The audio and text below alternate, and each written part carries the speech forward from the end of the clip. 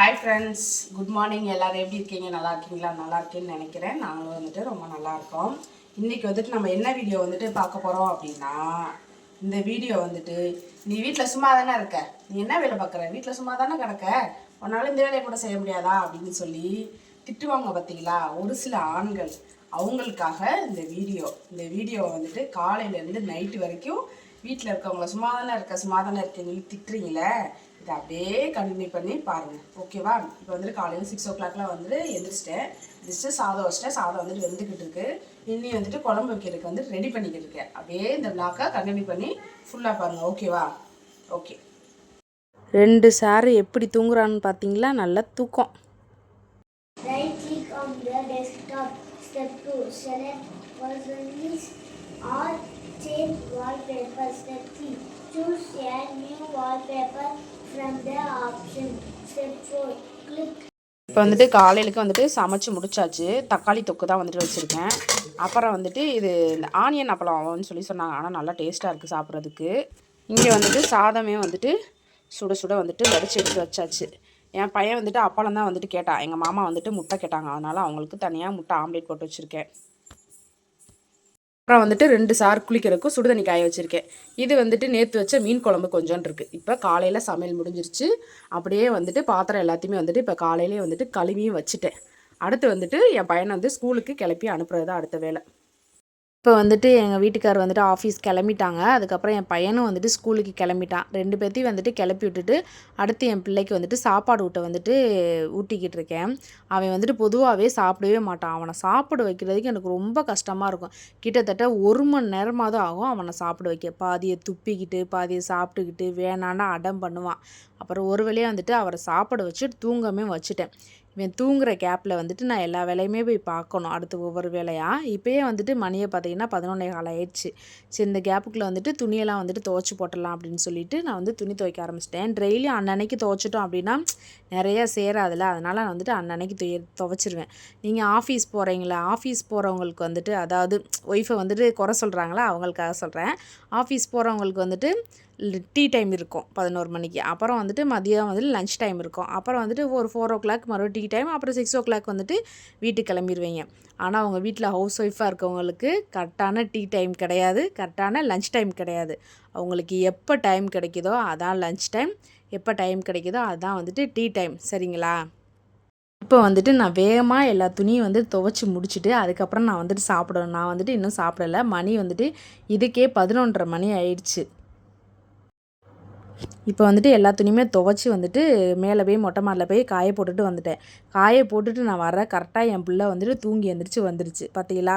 தூங்கி எழுந்திரிச்சு வந்துருச்சு. இப்போ மறுபடியும் என்ன பண்ணணும், அவரை கொஞ்சம் நேரம் விளையாட விட்டுட்டு அவருக்கு சாப்பாடு ஊட்டிட்டு அவரை வந்துட்டு குளிக்க வச்சுட்டு 3 மணிக்கு வந்துட்டு என் பையன் பெரியவனை வந்துட்டு ஸ்கூலுக்கு கூப்பிட போகணும். நானும் வந்துட்டு குளிச்சு கிளம்பி ஸ்கூலுக்கு வந்துட்டு போய் என் பிள்ளைய ஸ்கூல்லேருந்து கூட்டிக்கிட்டும் வந்தாச்சு.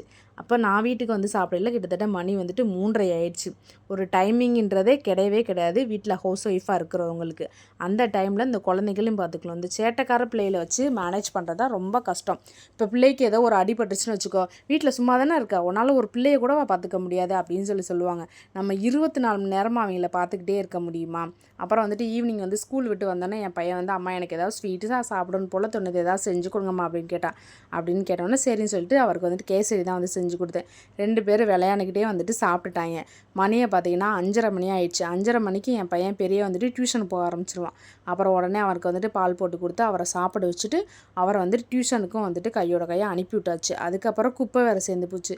சரின்னு போய் குப்பையை போய் கொட்டிட்டு வந்துடலான்னு சொல்லிட்டு குப்பை கட்டுறதுக்கும் வந்துட்டு போய் கொட்டிட்டு வந்தாச்சு. மணி 6 மணிக்குள்ள வந்துட்டு வீடெல்லாம் வந்துட்டு கூட்டி எடுத்துடணும்.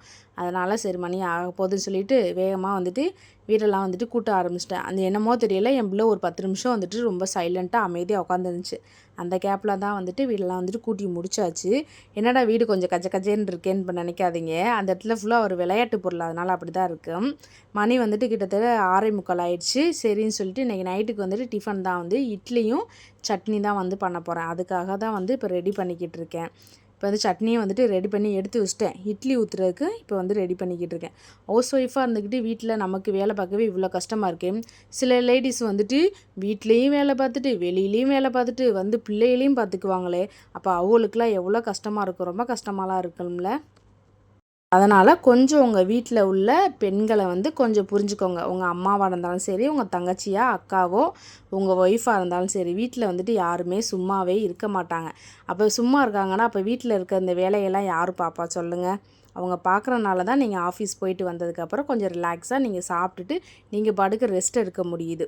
என் பிள்ளை வந்துட்டு இன்றைக்கி நைட்டுக்கு மறுபடியும் சாப்பிட மாட்டேடுச்சு. ஒரே ஆட்டம் போட ஆரம்பிச்சிருச்சு. அதனால் அவரை கீழே கூட்டிகிட்டு வந்து கொஞ்சம் நேரம் விளையாட விட்டு அப்படியே சாப்பிட வச்சு அப்புறம் வந்துட்டு வீட்டுக்கு நான் கூட்டிகிட்டு போனேன். நான் இவ்வளோ நேரம் பேசினதில் வந்து ஏதாவது நிறை குறைகள் இருந்தால் எனக்கு வந்துட்டு கமெண்ட் பாக்ஸில் வந்து சொல்லுங்கள். நான் வந்துட்டு எல்லா ஆண்களையுமே வந்துட்டு குறை சொல்லலை. சில ஆண்கள் வந்துட்டு அவங்க வீட்டில் உள்ள பெண்களை வந்துட்டு புரிஞ்சுக்குவாங்க. ஒரு சில ஆண்கள் வந்து நீ வீட்டில் சும்மா தானே இருக்க அப்படின்னு சொல்லி பேசுவாங்களா, அந்த ஒரு சில ஆண்களுக்காக தான் நான் அந்த வீடியோ வந்துட்டு போட்டிருக்கேன். யாரும் வீட்டில் வந்து சும்மா இல்லை அப்படின்றக்காக. சரிங்களா? இல்லை ஏதாவது நான் தப்பாக சொல்லியிருந்தேன் அப்படின்னா பேசியிருந்தேன் அப்படின்னாலும் எனக்கு வந்து கமெண்ட் பண்ணுங்கள். நான் வந்து சேஞ்ச் பண்ணிக்கிறேன். ஓகேவா?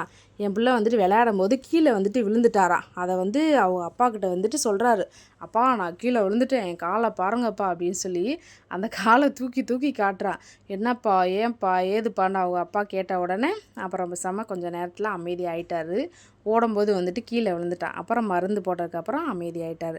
இப்போ பாருங்கள் மணி வந்துட்டு 10 மணி ஆயிடுச்சு. எங்கள் மாமா வந்துட்டு இப்போ தான் வந்து சாப்பிட்றாங்க. தம்பிங்க 2 பேர்த்தையும் வந்துட்டு சாப்பிட வச்சுட்டு நானுமே வந்துட்டு சாப்பிட்டுட்டேன். இப்போ மீதி இருக்க பாத்திரம் மண்டை எல்லாத்தையுமே வந்துட்டு கழுவி போட்டுட்டு அடுப்படியை ஃபுல்லும் வந்துட்டு சுத்தம் பண்ணிவிட்டு நான் போய் தூங்கணும். ஏன்டா அப்போ தான் வந்துட்டு மறுநாள் காலையிலுக்கு நம்ம எந்திரிச்சோன்னே வந்துட்டு வேலை பார்க்குறதுக்கு வந்து கரெக்டாக இருக்கும். சரி ஓகே ஃப்ரெண்ட்ஸ், இவ்வளோ நேரம் வந்துட்டு பொறுமையாக என்னுடைய வீடியோஸ்லாம் வந்துட்டு பார்த்ததுக்கு ரொம்ப நன்றி. நான் ஏதாவது தப்பாக சொல்லியிருந்தாலும் இல்லாட்டி ஏதாவது நிறை குறைகள் இருந்தாலும் எனக்கு வந்து கமெண்ட் பாக்ஸில் வந்து சொல்லுங்கள். நான் வந்து சேஞ்ச் பண்ணிக்கிறேன். மணி 11:30 ஆயிடுச்சு. என் பிள்ளைகளும் தூங்கிடுச்சு. நானும் போய் தூங்க போகிறேன். புதுசாக பார்க்குறவங்க யாராக இருந்தால் என் சேனலை வந்து சப்ஸ்கிரைப் பண்ணிக்கோங்க. ஓகே பாய், தட்டா, நன்றி. இன்னொரு வீடியோவில் மீட்